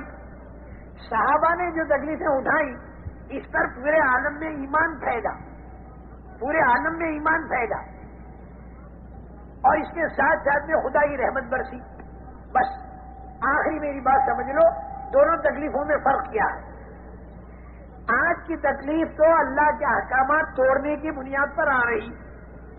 پورے عالم کے اندر امت کے اندر سے دینداری نکل گئی، جس کے بارے میں حضور اکرم صلی اللہ علیہ وسلم یہ فرماتے ہیں، اذا تبایعتم بالعینہ واخذتم اذناب البقر ورضیتم بالزرع وترکتم الجہاد سلط اللہ علیکم ذلا لا ينزعه حتى ترجعوا الى دینکم. جب تمہاری تجارتیں غلط ہو جائیں اور جب تم بیلوں کی دموں کو پکڑنے لگو اور جب تم کھیتیوں پر راضی ہو جاؤ اور جب تم اللہ کے دین کی جد و جہد کو چھوڑ بیٹھو تو حضور اکرم صلی اللہ علیہ وسلم فرماتے ہیں کہ تمہارے اوپر اللہ تعالیٰ ذلت کو مسلط کرے گا اور وہ ذلت اس وقت تک نہیں ہٹے گی جب تک کہ تم اپنے دین پر نہ آ جاؤ، یعنی دین کی محنت پر نہ آ جاؤ۔ دین ایکم کا لفظ تو حدیث میں ہے، اور اے الی جہادکم کا جو لفظ ہے وہ اس کی تشریح لکھنے والے نے کہا ہے۔ میرے محترم دوستو، صحابہ کرام رضوان اللہ علیہ اجمعین نے دعوت کا کام کیا، اس کے لیے طرح طرح کی تکلیفیں اٹھائیں، تکلیفیں اٹھا کر اللہ سے دعا مانگی۔ اللہ تعالیٰ نے وہ دن دکھایا کہ 10,000 کے مجمع کو لے کر رسول کریم صلی اللہ علیہ وسلم مکہ مکرمہ کی طرف روانہ ہوئے، کیونکہ صلح حدیبیہ کا جو معاہدہ تھا وہ مکے کے مشرکین نے توڑ دیا۔ صلح حدیبیہ والا معاہدہ مشرکین مکہ نے توڑ دیا۔ مکہ مکرمہ میں جب دعوت دی جاتی تھی تو وہاں پر بھی اعتراضات، یہاں پر مجبور ہو کر انہوں نے صلح کی تو یہ صلح کو توڑ دیا، تو رسول کریم صلی اللہ علیہ وسلم مکہ مکرمہ کی طرف 10,000 کا مجمع لے کر گئے، تو مکے کے جتنے بے ایمان اور کافر اور مشرک تھے وہ سارے کے سارے خوب ڈرے، اور انہوں نے یہ سوچا کہ 13 سال مکے کے، 8 سال مدینے کے، 21 سال کی بڑھاس یہ سارے مسلمان آج نکالیں گے اور ہمارے کو خوب قتل کریں گے اور بوٹیاں ہماری نوچی جائیں گی، یہ ان کو ڈر تھا۔ ابو سفیان جاسوسی کے لیے نکلے، مشرکین کی طرف سے 2 آدمی اور بھی لیے۔ حضرت عباس رضی اللہ تعالیٰ عنہ نے ابو سفیان کو پکڑ لیا، ایک خیمے میں لیا، ذہن بنایا حضرت عباس نے، اور اسلام پر آمادہ کر کے حضور اکرم صلی اللہ علیہ وسلم کی خدمت میں لائے۔ حضور اکرم صلی اللہ علیہ وسلم نے پوچھا کہ اے ابو سفیان، اب تک تیری سمجھ میں یہ بات نہیں آئی کہ سوائے خدا کے کوئی معبود نہیں؟ تو ابو سفیان نے یوں کہا کہ اگر سوائے خدا کے کوئی ہمارا معبود ہوتا تو وہ بدر میں ہماری مدد کرتا اور ان مارکوں میں ہماری مدد کرتا، تو اب تو ہمیں حالات نے اس بات کو بتا دیا کہ سوائے خدا کے ہمارا کوئی معبود نہیں۔ اتنی بات تو ہماری سمجھ میں آ گئی۔ پھر ارشاد فرمایا کہ ابھی تک یہ تمہاری سمجھ میں نہیں آیا کہ میں اللہ کا سچا رسول ہوں؟ تو ابو سفیان نے یوں کہا کہ آپ یہ بات جو ہے یہ دل کو نہیں اتر رہی، یہ بات ہمارے دل کو نہیں اتر رہی، کیونکہ شروع سے یہ لوگ حضور اکرم صلی اللہ علیہ وسلم پر مختلف لائن کی باتیں کرتے آئے، مختلف لائن کی باتیں۔ تمہارے جو داداؤں کے دادا لؤئی ہیں انہیں زندہ کر کے دکھاؤ، یہ جو تم کہتے ہیں نا مرنے کے بعد زندہ ہوں گے، تو مرنے کے بعد کیسے زندہ ہوگا؟ وہ لؤئی کو زندہ کر کے دکھا دو اور وہ زندہ ہو کر اور گواہی دے دے تمہاری نبوت کی۔ جس کو میں نے بیچ میں چھوڑ دیا کہ جس وقت آدمی، اس وقت میں آدمی 5.25 فٹ کا ماں کے پیٹ سے جب آیا تھا تو 1 بارش کا، ماں کے پیٹ میں چند انگل کا، اور اس کے پہلے منی کے 2 قطرے، اور اس کے پہلے غذا کے اندر پھیلا ہوا یہ انسان، کیونکہ غذا سے منی بنتی ہے، اور غذا سے پہلے یہ انسان کہاں بکھرا ہوا تھا؟ سورج کی کرنوں میں، ہوا کی لہروں میں، بارش کے قطروں میں، چاند کی روشنی میں، تاروں کی تاثیر میں، زمین کے ذرات میں، کھاد کی گندگی میں یہ انسان بکھرا ہوا تھا۔ اس بکھرے ہوئے انسان کو اللہ نے سمیٹا، اناج کی شکل دے دی، مرد عورت نے کھایا تو منی کی شکل دے دی، دونوں ملے تو انسان کی شکل دے دی۔ حالانکہ سورج کروڑوں میل دور ہے، چاند لاکھوں میل دور ہے، جب لاکھوں کروڑوں میل کے ذرات کو جمع کر کے اللہ تعالیٰ نے اس انسان کو بنا کر زندہ کیا، تو جب یہ انسان مرا اور قبر کے اندر اسے دفن کیا اور 3 بائی 7 فٹ کے اندر اس کے ذرات محدود ہو گئے، یا زیادہ سے زیادہ سینکڑوں میل اس کے ذرات چلے گئے اگر اسے راکھ بنا کر اڑایا گیا، تو جو اللہ لاکھوں کروڑوں میل سے اس انسان کے ذرات کو جمع کر کے اور انسان بنا کے زندہ کر چکا، تو کیا قیامت کے دن یہ اللہ دوبارہ اس کے ذرات کو جمع کر کے زندہ نہیں کر سکتا؟ ضرور کرے گا اور پورا حساب لے گا، پر آگے جنت اور جہنم کے منظر آئیں گے۔ یہ بات رسول کریم صلی اللہ علیہ وسلم جو فرماتے تھے تو وہ یہ کہتے تھے کہ لؤئی جو آپ کا داداؤں کا دادا وہ زندہ ہو کر آپ کی رسالت کو کہے تو ہم مان سکتے ہیں، ورنہ نہیں مان سکتے۔ اس قدر شدت کے ساتھ مخالفت کی. لیکن جب حضور اکرم صلی اللہ علیہ وسلم فاتحانہ داخل ہوئے، ابو سفیان یہاں پر آ کر اٹک گیا. آپ کو اللہ کا رسول ماننے میں اب تک میرا جی نہیں مانتا. حضرت عباس ابو سفیان کو پھر لے گئے اور تنہائی میں اسے سمجھایا کہ جب تک حضرت محمد صلی اللہ علیہ وسلم کو تو اللہ کا رسول نہیں مانے گا، اس وقت تک تو مسلمان نہیں بن سکتا اور تیری نجات ہو نہیں سکتی. چنانچہ اس نے اسے بھی مان لیا. حضرت عباس رضی اللہ تعالیٰ عنہ نے حضور اکرم صلی اللہ علیہ وسلم کے کان میں یوں کہا، اللہ کے نبی، یہ چودھری ہے اور چودھری جو ہے وہ اکرام چاہا کرتے ہیں، آپ ذرا ان کا تھوڑا سا اکرام کر دیجیے. حضور اکرم صلی اللہ علیہ وسلم نے ابو سفیان سے یوں کہا کہ ابو سفیان، جو آدمی تیرے گھر میں داخل ہو جائے اسے امن ہے. ابو سفیان بھی چودھری آدمی. ابو سفیان نے یوں کہا، اب تو حضرت ابو سفیان رضی اللہ تعالیٰ عنہ بن گئے.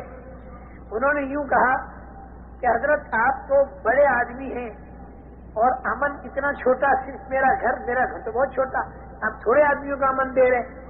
تو حضور پاک صلی اللہ علیہ وسلم نے فرمایا کہ جو آدمی مسجد حرام میں داخل ہو اسے بھی امن ہے. تو حضرت ابو سفیان نے یوں کہا کہ حضرت اب بھی کم لوگوں کا آپ امن دے رہے ہیں، آپ کی شان تو بہت بڑی ہے.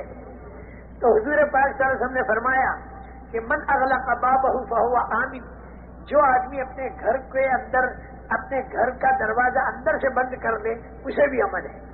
تو ابو سفیان نے کہا واہ واہ واہ واہ، یہ آپ کی شان کے مناسب امن ہے. اب بہت سے کو امن مل گیا.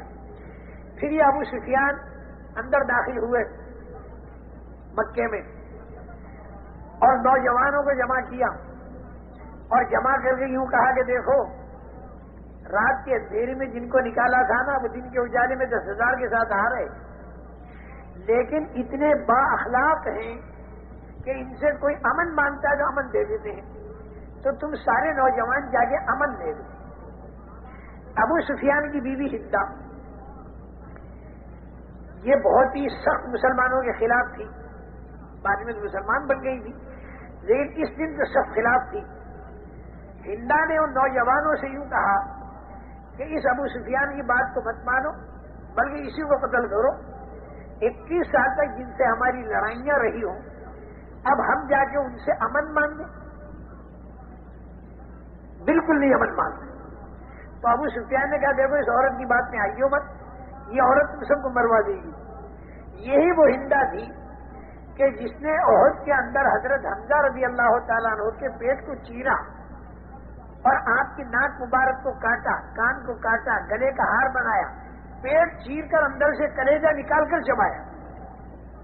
اور حضور اکرم صلی اللہ علیہ وسلم نے جب احد کے سارے شہداء کا معائنہ فرمایا اور جب دیکھا کہ مدینہ منورہ میں سے گھر گھر کے اندر سے عورتوں کے رونے کی آواز آ رہی ہے، کسی کا بھائی شہید تو کسی کا بیٹا شہید، آپ معائنہ فرماتے ہوئے حضرت حمزہ کی لاش کے پاس پہنچے اور جب ناک اور کان کٹی ہوئی اور پیٹ کٹا ہوا اور اندر سے کلیجہ نکلا ہوا تو حضور اکرم صلی اللہ علیہ وسلم کا دل بھر آیا، سینہ بھر آیا اور آپ کی زبان سے ایک جملہ نکلا، وَحَمْزَةُ لَا بَوَاكِيَ لَهُ. یہ جتنے شہداء یہاں پر پڑے ہوئے ہیں ان کی رونے والیاں مدینہ منورہ کے اندر موجود ہیں اور ساری کی ساری رو رہی ہیں. میرا چچا حمزہ اس پردیس کے اندر اس حالت کے اندر پڑا ہوا ہے کہ اس کی کوئی رونے والی بھی نہیں. مدینہ منورہ کی عورتوں تک جب یہ بات پہنچی تو وہ عورتیں گھروں سے باہر نکل آئیں اور حضور اکرم صلی اللہ علیہ وسلم کی خدمت میں حاضر ہوئی اور یہ عرض کیا کہ اے اللہ کے نبی، حضرت حمزہ کی رونے والیاں مدینے کی ساری انصار کی عورتیں ہیں، نوحہ اس وقت تک حرام نہیں ہوا تھا، ہم ساری کی ساری حمزہ کے لیے رونے والیاں ہیں. یہ منظر سارا حضرت حمزہ کا ہندا کی وجہ سے ہوا تھا. یہ ہندا آج بھی بہت سا، لیکن ایک دن گزرا، دوسرے دن ہندا دوڑی ہوئی جا رہی. پوچھا گیا ہندا کہاں جا رہی ہو؟ یہ ہندا جو ہے نا یہ عتبہ کی بیٹی اور یہ ہندا جو ہے ابو سفیان کی اور یہ حضرت امیر معاویہ کی والدہ، ابو سفیان کی بیوی، یزید کی دادی اور ربیعہ کی پوتی. یہ سارا سلسلہ نسب ہے، بہت سخت. لیکن دوسرے دن جو دیکھا، پوچھا کہ ہندا تم دوڑی ہوئی کہاں جا رہی ہو؟ انہوں نے کہا میں حضرت محمد صلی اللہ علیہ وسلم کی خدمت میں جا رہی ہوں اور وہاں پر جا کر میں مسلمان بنوں گی اور بیعت ہو جاؤں. تو پوچھا گیا کل تک تو تم اتنی سخت تھی, آج اتنی نرم کیسے ہو گئی؟ تو ہندا نے یوں کہا کہ میں نے ان لوگوں کے اخلاق اور ان کی عبادت نے مجھے متاثر کیا. دعوت نے اتنے اونچے اخلاق تک پہنچایا تھا کہ جس مکہ مکرمہ میں اتنے مظالم ہوئے, اسی مکہ مکرمہ میں جب فاتحانہ داخل ہوتے ہیں تو اندر کا جذبہ یہ تھا, اندر کا جذبہ بدلہ لینے کا نہیں تھا, بلکہ اندر کا جذبہ یہ تھا کہ کسی صورت سے ان کو ہدایت مل جائے اور یہ جہنم سے ہٹ جائیں اور جنت والے راستے پر چلیں. حضرت خالد کے کانوں پر پڑی ہے تو اس کے بعد میں حضرت خالد کا بھی دل پسیجا اور مدینہ منورہ پہنچے ہیں, جا کے مسلمان بنے ہیں اور سارے مدینے والوں نے ان کا استقبال کیا ہے. حالانکہ گھر گھر کے اندر کوہرام مچا ہوا تھا اور گھر گھر کے اندر گھر گھر کے اندر رونا مچا ہوا تھا. ان لوگوں کے دلوں میں بدلہ لینا تھا ہی نہیں, ان کے دلوں میں یہ تھا کہ کسی صورت سے ہدایت ان کے دل میں اتر جائے اور یہ مرنے کے بعد عذاب قبر کے اندر مبتلا نہ ہو اور یہ جہنم میں نہ جائے. ہندا نے یوں کہا کہ میرا ذہن تو یہ تھا کہ خوب گانے ہوں گے کیونکہ مکہ فتح ہوا ہے, باجے بجائے جائیں گے, ڈھول بجائے جائیں گے اور مردوں کو قتل کیا جائے گا اور مکہ مکرمہ کی گلیوں کے اندر خون کے اندر لاشیں تڑپ رہی ہوں گی اور بچے کی عورتوں کی عصمت دریاں ہو رہی ہوں گی. آج تو مکے میں یہ سب کچھ ہونے والا ہے کیونکہ یہ مسلمان 21 سال کی بھڑاس نکالے, کیونکہ جو مظالم ان مسلمانوں پر کیے گئے ہیں یہ مسلمان اسے بھول نہیں سکتے, مظلوم بھی نہیں بھول سکتا اور ظالم بھی نہیں بھول سکتا. حضرت صدیق اکبر رضی اللہ تعالیٰ عنہ کا درجہ سپریم کورٹ کے جج کا تھا, حرم میں بیٹھ کر وہ فیصلے چکایا کرتے تھے, لیکن جب وہ مسلمان بنے اور دعوت دینے کے لیے کھڑے ہوئے تو حضرت صدیق اکبر کو جوتے چہرے کے اوپر مارے اور سر کے اوپر مارے. سپریم کورٹ کے جج کو چہرے کے اوپر جب جوتے مارے جا رہے ہوں اس مقام پر کہ جس مقام پر بیٹھ کر وہ انصاف دیا کرتا. یہ وہ مکہ مکرمہ تھا کہ جہاں پر حضور اکرم صلی اللہ علیہ وسلم کے چہرے اندر پر تھوکا کرتے تھے اور آپ کی پیٹھ مبارک پر مٹی ڈالا کرتے تھے. یہی وہ مکہ مکرمہ تھا کہ جہاں پر دو بیٹیوں میں ایک ساتھ میں طلاق پڑی. یہی وہ مکہ مکرمہ کہ جس کے اندر سے حضرت زینب رضی اللہ تعالیٰ عنہا جو حضور کی بڑی صاحبزادی حالت حمل میں جب مدینے کی طرف نکلی ہے تو آپ کو برچھا مارا گیا اور اونٹنی کے اوپر سے حضرت زینب گر پڑی. برچھے کی وجہ سے خون چالو ہو گیا اور حمل کے ساقط ہونے کا خون چالو ہو گیا اور راستے میں تڑپ رہی ہیں.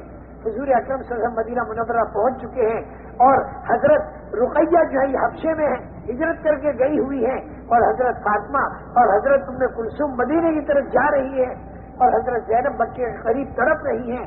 وہاں پر کوئی ہاسپٹل بھی نہیں ہے, کچھ بھی نہیں, اور مکہ مکرمہ انہیں واپس لایا گیا اور اسی زخم کی حالت میں مدینہ منورہ چند دنوں کے بعد میں وہ پہنچی اور اسی زخم کی حالت میں تھوڑی مدت کے بعد میں ان کا انتقال ہوا اور حضور اکرم صلی اللہ علیہ وسلم قبر میں تشریف لے گئے دفن کرنے کے لیے.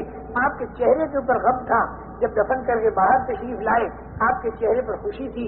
لوگوں نے پوچھا, ارشاد فرمایا مجھے یہ ڈر تھا کہ کہیں میری بیٹی زینب کے اوپر قبر کے اندر عذاب نہ ہو جائے. میں نے اپنے اللہ سے دعا مانگی, مجھے یہ معلوم ہوا, خبر ملی اللہ کی طرف سے کہ آپ کی بیٹی پر عذاب نہیں ہوگا. عذاب کے ڈر سے تو میرے چہرے پر غم تھا اور جب مجھے معلوم ہوا کہ عذاب نہیں ہوگا تو میرے چہرے پر خوشی آئی. کتنی فکر کی چیز ہے مرنے کے بعد والی زندگی. تو ہندا یہ کہہ رہی تھی کہ یہ سارے مناظر ہمارے سامنے تھے, اس بنا پر آج ہماری بوٹیاں نوچی جائیں. لیکن آدھی رات تک میں انتظار کرتی رہی, لیکن جب میں نے دروازہ کھولا اور جب میں باہر نکلی تو پورے مکے میں اندھیرا تھا. میں حیرت میں پڑ گئی, یا اللہ یہ کیسی فتح ان مسلمانوں کی, کوئی خوشی ان کے دلوں میں نہیں اس مکے کے فتح ہونے کی. چاروں طرف دیکھا 10,000 آدمی گئے, کہاں گئے, چاروں طرف تلاش کیا نہیں ملے. تو پھر میں حرم شریف کے اندر مسجد حرام کے اندر میں گئی تو میں نے دیکھا کہ یہ سارا کا سارا 10,000 کا مجمع حرم شریف کے اندر اللہ کی عبادت سے لگا ہوا ہے اور اللہ کے سامنے دعائیں مانگنے کے اندر لگا ہوا ہے. اور نمازوں کے اندر لگا ہوا ہے، اور یہ ہماری قریش کی ہدایت کے لیے دعا مانگ رہا ہے. ارے ہم تو ان کو موت کے گھاٹ اتارنے کے پیچھے پڑے ہوئے تھے، اور یہ ہم کو جنت کی طرف پہنچانے کے پیچھے پڑے. میرا دل پشید گیا. آج کی رات کی جتنی عبادت اس مسجد حرام میں ہوئی، اتنی عبادت میں نے کبھی نہیں دیکھی. خدا کی عبادت ہوتی. اب میں حضور اکرم صلی اللہ علیہ وسلم کی خدمت میں جا رہی ہوں. وہاں پر بیٹھ کر بیعت ہوئی، اور بیعت ہونے کے بعد ہندا نے یوں کہا حضور اکرم صلی اللہ علیہ وسلم سے کہ کل یہی وقت تھا، مکے کے باہر آپ کا 10,000 کا مجمع وہاں پر بیٹھا ہوا تھا، سب کے خیمے لگے ہوئے تھے، اور سب کے بیچ میں آپ کا خیمہ تھا، اور سارے خیموں میں سب سے زیادہ مبعوث اور دشمن خیمہ مجھے آپ کا دکھائی دے رہا تھا. اور آج میں دیکھ رہی ہوں اس مکہ مکرمہ کے اندر کہ آپ کا خیمہ بیچ کے اندر ہے، اور سارے خیموں میں آپ کا خیمہ میرے دل میں محبوب خیمہ ہے. میری نگاہ بدل گئی اور میرا دل بدل گیا. میرے محترم دوستو، اس دعوت نے اتنے اونچے اخلاق تک پہنچایا. دعوت والی زمین ہو، ایمانیات کی جڑ ہو، اور اس کے ساتھ میں عبادات کا تنا ہو، اور اس کے ساتھ میں دین کا درخت ہو، اور اخلاق کا پھل ہو، اور اخلاص کا رس ہو، تو پورے عالم کے اندر اللہ کا دین پھیل سکتا ہے. لیکن ابتدا دعوت سے ہوگی، اور انتہا اخلاق اور اخلاص پر ہوگی. یہ ابتدا ہمیں اس انتہا تک پہنچا دے. حضور اکرم صلی اللہ علیہ وسلم 10,000 کے مجمع کو لے کر داخل ہوئے تو پہلے آپ بیت اللہ شریف کے اندر گئے. سارا مجمع باہر تھا، اور کفار بھی باہر تھے. بہت دیر تک آپ نے خدا کی عبادت کی، اور راز و نیاز کی جو باتیں کرنی تھی وہ کر لی. پھر آپ باہر تشریف لائے. سارے مشرکین سہمے ہوئے تھے، ایک اشارے پر ہمارے گلے کٹیں گے. آپ نے پوچھا بتاؤ میرے بارے میں تمہارا کیا خیال ہے؟ مشرکین نے کہا آپ کریم ہیں، اور کریم سے کرم کی امید ہے. کریم سے کرم کی امید ہے. تو حضور اکرم صلی اللہ علیہ وسلم نے جواب دیا کہ کریم ابن کریم ابن کریم ابن کریم، یوسف ابن یعقوب ابن اسحاق ابن ابراہیم، انہوں نے اپنے بھائیوں سے جو بات کہی تھی کہ لا تثریب علیکم اليوم، میری طرف سے تمہیں کوئی لعنت ملامت نہیں. ارے تم نے جو کچھ بھی میرے ساتھ کیا ہو، میری طرف سے تمہیں کوئی لعنت ملامت نہیں. انتم الطلقاء، میں نے تم کو آزاد کر دیا. کسی کو 2 مہینہ، کسی کو 3 مہینہ، کسی کو 4 مہینے کیا امن دے دیا گیا. اس کے بعد میں پھر آپ تشریف لائے. حضرت عباس سے کہا ابو لہب کے 2 بیٹے کہاں گئے؟ میرے چچا جاد بھائی کہاں گئے؟ حضرت عباس نے کہا وہ بھاگ گئے ہوں گے. فرمایا نہیں، انہیں لے آؤ. حضرت عباس ڈھونڈ کے لائے. ایک عتبہ، ایک معتب. کیونکہ عتیبہ تو کسی سفر میں گیا تھا، وہیں پر اس کو کسی جانور نے کھا لیا تھا. یہ عتبہ اور معتب 2 رہ گئے تھے.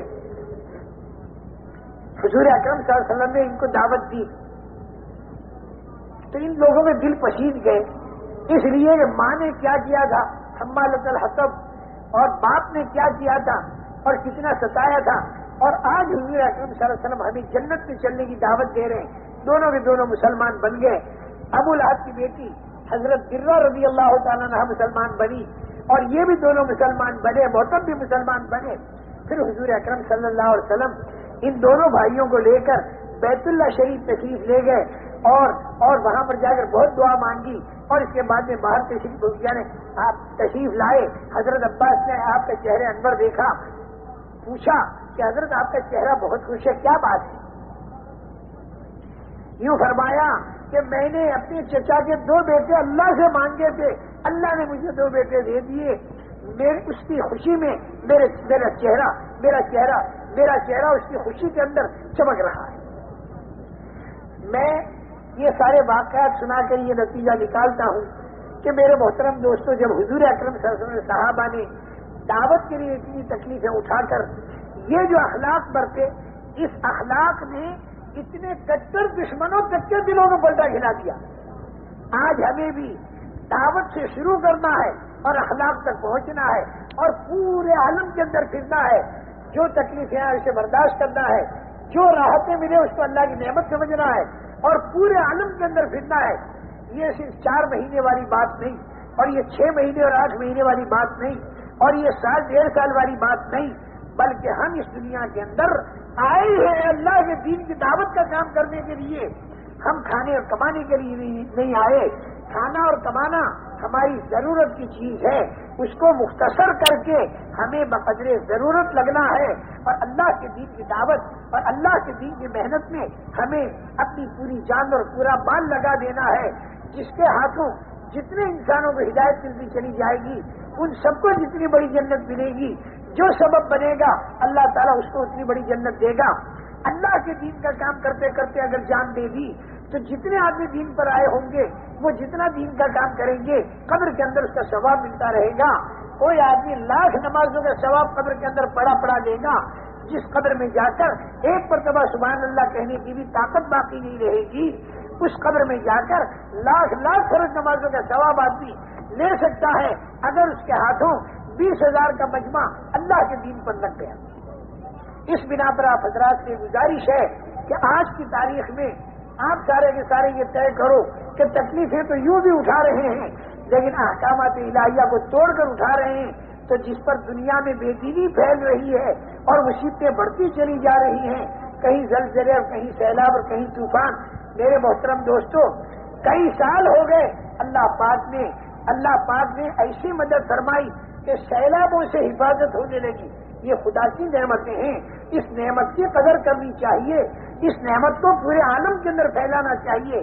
اس نعمت کو لے کر ہم جب مراکش گئے تو ایک مراکشی نے میرا دامن پکڑا اور چیخے مار کے رویا اور یوں کہا کہ اے ایشیا کے مسلمانوں، تم قیامت کے دن خدا کو کیا جواب دو گے؟ تم لوگوں کا دامن ہوگا اور ہمارا ہاتھ ہوگا، اور ہم خدا سے شکایت کریں گے کہ 40 سال سے ان کے پاس یہ دین کا کام پہنچا اور یہ اس کے بعد ہمارے پاس آئے، ہمارے باپ اور ہمارے رشتے دار جو بے دینی کی حالت میں مر گئے، ارے قبر میں ان کا کیا ہو رہا ہوگا؟ اتنے استحزار کے ساتھ چیخے مار مار کے وہ رو رہا تھا۔ میرے محترم دوستو، آج لوگ بغیر کلمہ نماز کے مر کے قبروں کے اندر جا رہے ہیں۔ ارے ان کے مرنے سے پہلے پورے عالم کے اندر یہ مجمع پھیل جائے اور گھروں پر، دروں پر، دکانوں پر، کھیتوں پر جا کے خوش آمدید کر کے اس دعوت کی فضا کو قائم کرے تاکہ لوگ مرنے سے پہلے توبہ کر کے اور ایمان والی زندگی پر آ جائیں۔ اس کے لیے آپ حضرات سے گزارش ہے کہ مختلف حلقے آپ حضرات کے بنے ہیں، اللہ آپ حضرات کی جزائے خیر دے۔ اب تک مختلف نام بھی آئے ہیں لیکن جتنا بڑا مجمع ہے اس کے حساب سے نام آنے چاہیے۔ 1.5 سال کے بھی نام دیکھو، نیت تو یہ کرو کہ اس کام کو کام بنانا ہے اور پوری زندگی ہمیں اللہ کے دین کا کام کرنا ہے۔ سلبتوں کے اندر کاروباری گھریلو لائن کو دیکھنا ہے اور انشاءاللہ اسی میں اللہ برکت دے گا، چاہے کتنی استعداد تمہاری ہماری کم ہو اور چاہے کتنا وقت تمہیں کاروباری گھریلو لائن میں کم ملے، لیکن اللہ کی برکتیں، اللہ کی نصرتیں، اللہ کی مدد حق ہیں۔ جو اللہ پہلی صدی میں تھا وہی اللہ آج بھی ہے، اس کے خزانے بھی وہی ہیں، اس کی طاقت بھی وہی ہے، قرآن بھی وہی ہے، حدیث بھی وہی ہے، رسول بھی وہی ہے، کعبہ بھی وہی ہے۔ صرف ہم اسی کام کو لے کر کھڑے ہو جائیں تو خدا کی مدد وہی آئے۔ اب ہمتیں کر کے بولو، کون تیار ہے 1.5 سال کے لیے؟ پہلے نیتیں تو کرو پورے عالم میں جانے کی اور زندگی بھر کام کرنے کی، اور اس کی ابتدا 1.5 سال سے کرو، 12 مہینے سے کرو، 8 مہینے سے کرو، اور اللہ کا نام دے کر اپنا نام لکھوا دو۔ دیکھیں بسم اللہ کون کرتا ہے؟ مجمع بڑا ہے، اپنے حلقوں میں وہاں نام لکھواؤ اور جو قریب ہے وہ یہاں نام لکھواؤ۔